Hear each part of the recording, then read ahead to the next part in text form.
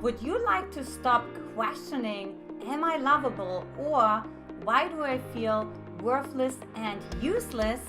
Hey, I'm Antia, founder and creator of the Magnetize Your Man Method. And look, if you are new here, don't forget to subscribe to my YouTube channel by clicking the bell right below so you get notified when you receive more videos on how not only to attract the right man for you, but also keep him. So tip number 1 is become self-centered. What? Yes, you heard me right. I want you to become centered inside of yourself, within yourself. Look, part of the reason why you don't feel lovable is because you are constantly focusing on who? Other people, other men, other friends, other coworkers. You are really caught up in the web of their agenda instead of really knowing what is it that you want. What is your agenda? What are your desires? What are your dreams? Look, I want you to really become connected to your own core and be true to yourself, which then in and of itself also helps you to increase self-trust. Now, in order to do that, you have to learn to ask yourself questions about yourself. For example, if you sit on a date across from a man and you have him here talking about his car or whatever the case may be, reminding yourself, what about me? Am I enjoying myself? Do I want to stay in this conversation, or would I rather bow out? Well, you should definitely ask yourself that particular question, because that will really determine on how much you are feeling loved, not only by other people, but also by yourself. Look, the more you allow yourself to love yourself, the more you allow other people to love you as well. But that only works if you are actually a magnet. In other words, you are the drink. You're not getting a drink. The man is not the drink. The other people are not the drink. You are the drink. You are not going to a party. You are the party. Okay? So I want you to start approaching it in this whole new way and become self-centered instead of other-centered. Tip number 2 is embrace uncertainty with an open heart. Now look, what happens so often is when we hit uncertainty, meaning let's say the man is not texting you back, even though you just texted him 5 minutes ago, 10 minutes ago, or like another man rejected you, or another man in online dating world ghosted you. Whatever the case may be, it's really, really important to embrace and stay open. Look, what happens so often is we start to close up, right? We shut the door, right? We shut shop, we close shop, so to say, right? Because we want to protect ourselves and our heart. What do we say to ourselves? I'm never going to feel like this again. I'm never going to allow somebody else to make me feel this way. However, it's not quite as simple, because you close your heart, you then also signal to the outside world the frequency that you vibrate on is closed hearts. So in response to that, you are going to attract men into your life who also have a closed heart, which then of course feeds back into the pattern that we already discussed and that you don't want to have more of. So what we have to practice is staying open.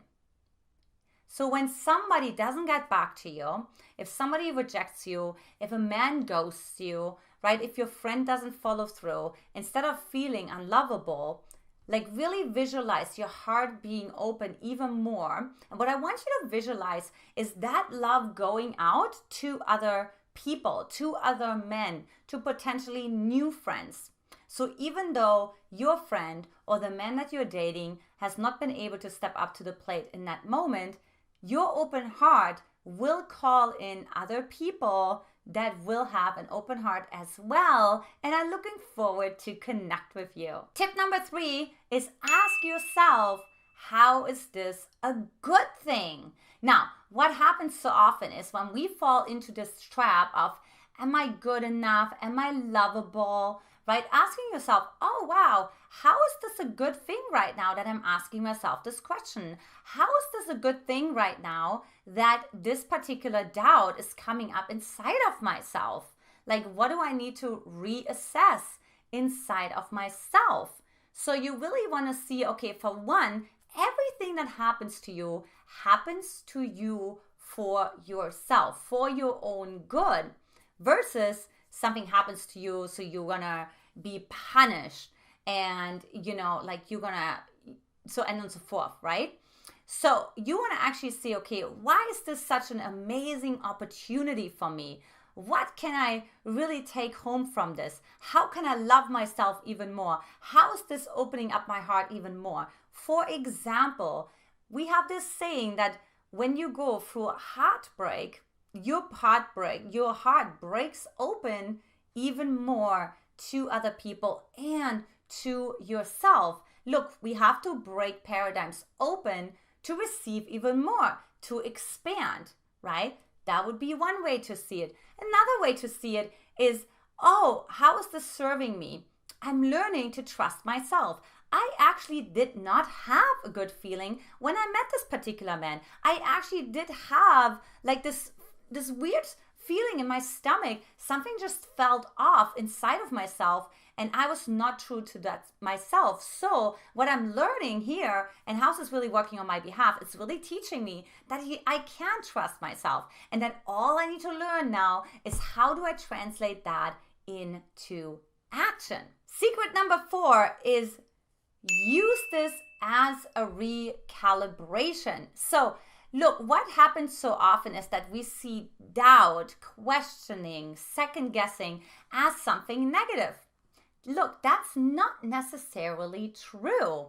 It literally means you're assessing the situation again. Now, you can do 2 things from that place. You can either go all the way up, right? And you can create what you want, and you can say, I don't want to be here. I want to attract high quality men into my life that I can rely on, that I feel supported by, that I feel cherished by, right? Or I want to attract the right job into my life, or I want to attract the right girlfriends into my life that support me and that invite me to fun events and whatever the case may be, right? Or you can use that very same moment of doubt, questioning, and second guessing yourself and go into the negative.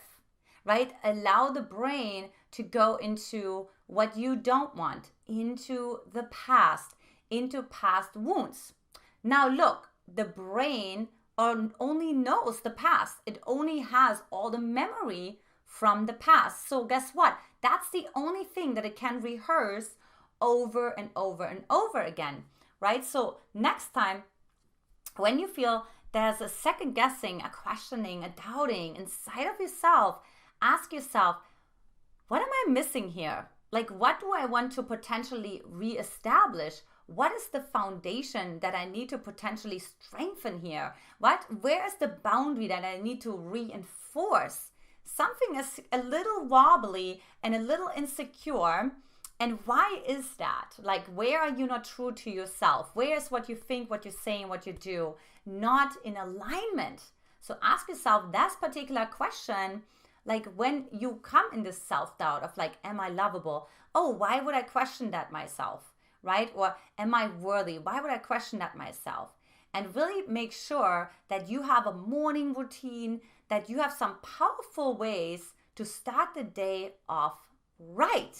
And finally, tip number 5 is count the moments of love. Look, when I was single, and by the way, I was single my entire life before I met my husband, Brody, who now we have almost 6-year wedding anniversary in a couple of weeks. I was actually always practicing counting moments of love. What does moments of love look like, right? So for example, you may see 2 birds walking next to each other. You may see an elderly couple, just being gentle and kind to each other. You may see just neighbors being kind to each other. You may see a car allowing the other car to come into the lane and give him the right of way, right? So you may see the love in many different ways, but what I invite you to do is really count the moments of love in your life. Think about maybe that loving friend that you have, that loving aunt that you have. Maybe you have a dog that loves you, that you love, or another animal, right? So just really think about, like, I have all this love in my life. Because what happens is when we feel unlovable, what the brain does, it deletes, it distorts, and it generalizes reality based on our unconscious expectation, which in this particular case would be, I'm not lovable. So guess what? So the brain is going to delete everything that proves that you are lovable. So you have to make a conscious effort to find all the ways that you are lovable, right? Like maybe you had a mentor who was really, really well-meaning to you, right? Or a friend who forwarded you an email or a video to just make your day a little brighter. Or maybe there was a little girl, a little boy running up to you and just smiling at you. So just think about all those moments of love and count them and receive them and really know that they are the reflection of who you are. All right, so here is the summary again. Number 1, become self-centered. Number 2, embrace uncertainty with an open heart. Number 3, ask yourself, how is this a good thing? Number 4, use this doubt and questioning as a recalibration. And finally, number 5, use those moments of love and collect them. Do a treasure map, do a vision map of all the moments of love that you experienced in your life. So now it's on you. The question of the day is, what things can you do today to fill up your love tank? So leave me the comments right below, any other follow-up questions that you have as well.